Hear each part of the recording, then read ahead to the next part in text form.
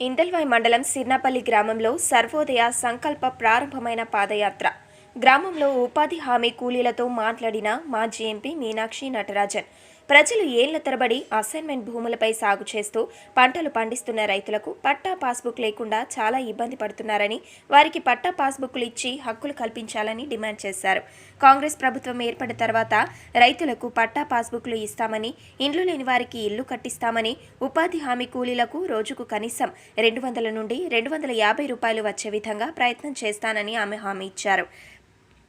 ఈ కార్యక్రమంలో మాజీ ఎమ్మెల్సీ భూపతి రెడ్డి, మాజీ Nizamabad market committee chairman Katapalli Nagesh Reddy, Congress senior నాయకులు అమృతాపూర్ గంగాధర్, తాహిర్ బిన్ హమ్దాన్, కాంగ్రెస్ నాయకులు పాల్గొన్నారు.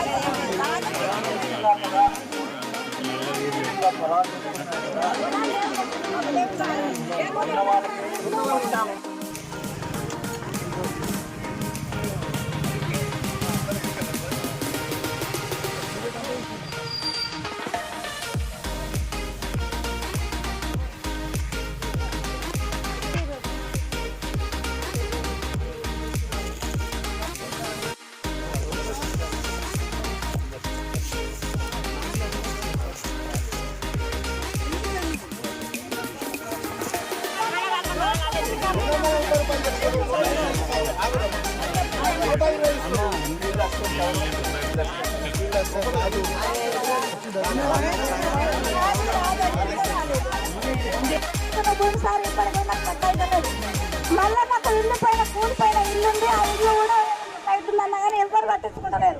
నేను తిరిగేది మీలాంటనే కార్యకర్తగా, నేను ఎక్కడ కూడా నాకు ఎవరు సహాయకరం చేస్తారు. ఇంతకుముందు 20 సంవత్సరాల నుంచి తొమ్మ పైసలు ఇస్తుంది, వాటర్ పైసలు ఇస్తుంది, తట్ట పైసలు ఇస్తుంది, గడ్డపార పైసలు ఇస్తుంది. ఈ సంవత్సరం మొత్తం పని చేసింది సార్. ఓన్లీ నీళ్ళ పైసలు లేవు, తట్ట పైసలు లేవు, గడ్డపార పైసలు రోజు రోజుకు రేట్లు ఎక్కువ అవుతున్నాయి. ఎక్కువ వరకలా పబ్లిక్ ఎట్లా అవుతుందంటే బాధపడి ఏదన్నా చెట్ల గిట్లా ఊరేసుకుని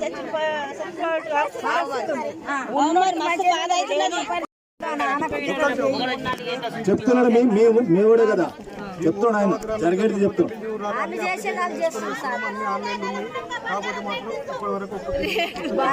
చేసిన అప్పుడే కానీ రాలేదు.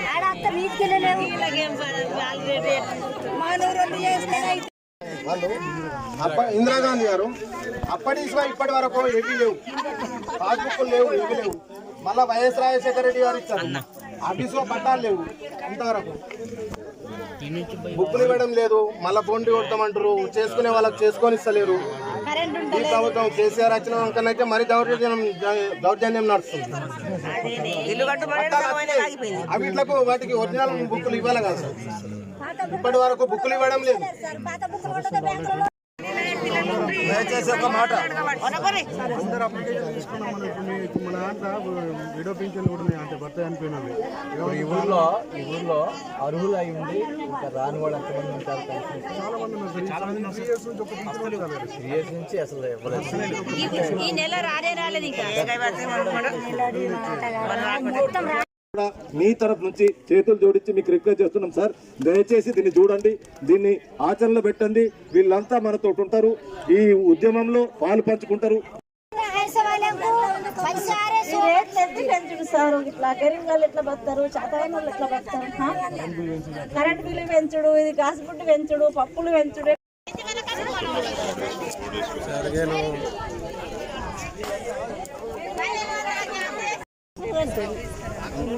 చెప్పినప్పుడు చెప్పిన ఇల్లు లేదు ఏం లేదు ఏది లేదు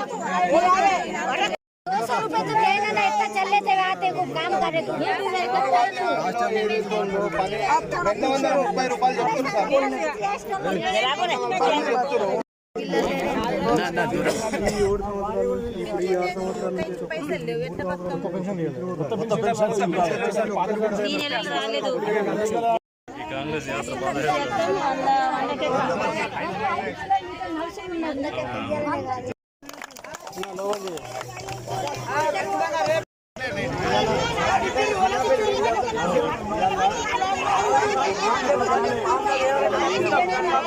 లక్షల కుటుంబాలకు పేదవారికి ఇవ్వడం జరిగింది. ఈ రోజు మనము మరి ఇంతకుముందు ఇందిరాగాంధీ గారు గాను, వైఎస్ రాజశేఖర రెడ్డి గారు కానీ భూమి ఇచ్చింది. ఇప్పుడు వినోబా గారు మరి భూమి లేని వాళ్ళకు భూమి ఇవ్వాలా, భూమి ఎక్కువ ఉన్న వాళ్ళు మరి భూమి దానం చేయాలన్నప్పుడు మరి గవర్నమెంట్ ట్రైనింగ్ 260 రూపీస్, 220.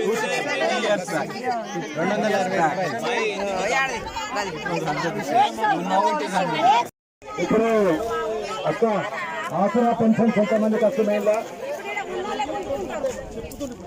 ఆసరా పెన్షన్ గారు వారికి సలహాలు సూచనలు ఇచ్చి ఈ కార్యక్రమం ఈ రోజు దేశవ్యాప్తంగా నడుస్తున్నది. గత 15-20 సంవత్సరాల నుంచి అంటే ఈ కొప్పులరాజు గారే తను IAS 5 కిలోమీటర్లు నడుచుకుంటూ రావాలా?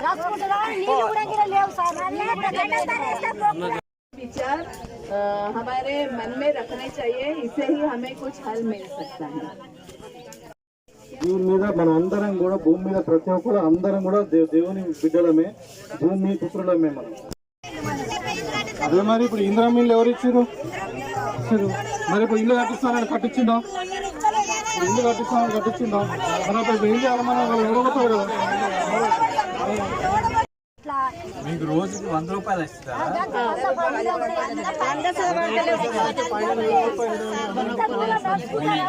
कह सकता हम सब इसके बच्चे हैं, जमीन हमें पालती है लोग बोलते हैं। और विनोबा जी ने भूदान यज्ञ जो किया, वो जमीन का जो सवाल था उसका हल ही भूदान చేసి మనలాంటి వాళ్ళకి సేవ చేయడానికి పనిచేస్తున్నాడు. ఇవాళ మీ సమస్యను చూడడానికి తెలుసుకోవడానికి ఇక్కడికి వచ్చిండు. వారికి స్వాగతం. था। तो अभी भी जो सवाल जमीन के बारे में पैदा हुए हैं वो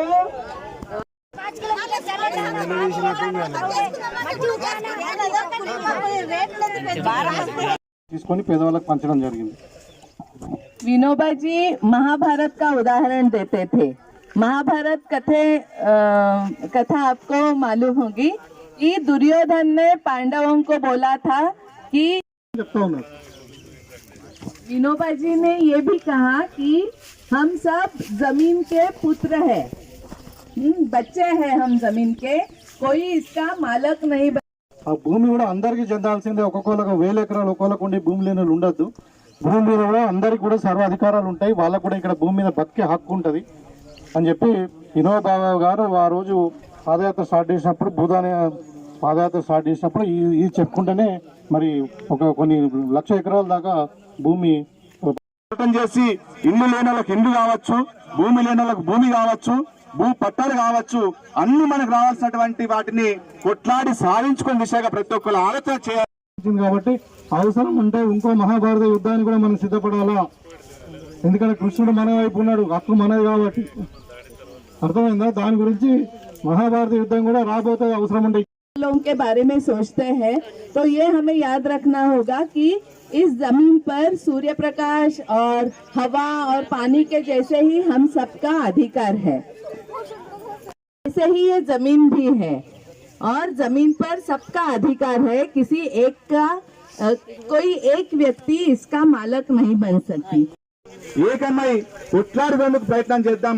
ఆ దిశగానే మేమందరం సంఘటితం చేయడం కోసము మీ దగ్గరికి వస్తున్నటువంటి క్రమంలో మీ ఊరికి రావడం జరిగింది। దేవుడు మనకు నీళ్లు ఇచ్చిండు, వర్షం ద్వారా సముద్రం ఇచ్చిండు, అట్లనే మనకు గాలి ఇచ్చిండు, అట్లనే సూర్యుడి ద్వారా వెలుతురు ఇచ్చిండు। ఇవన్నీ కూడా మనం కొను 7 వారాలు డబ్బులు రాలేవని చెప్పుర్రి ఇంత దూరం వచ్చి పని చేసిన దేశానికి మట్టి మోసిన भी महाभारत हो सकता है। इसी जमीन पर महाभारत भी घटा था। सूजी के ऊपर जितनी रहेगी उतनी भी जमीन मैं आपको नहीं दूंगा। ఎవరికి వారు అనుకుంటే ఉన్న భూములు కూడా గుంజుకొని మనల్ని రోడ్డు మీద పరిసే పరిస్థితి ఉంటుంది కాబట్టి మనం పండించినటువంటి పంటలు కూడా కొనలేని పరిస్థితులలో ఇవాళ ఉన్నాయి।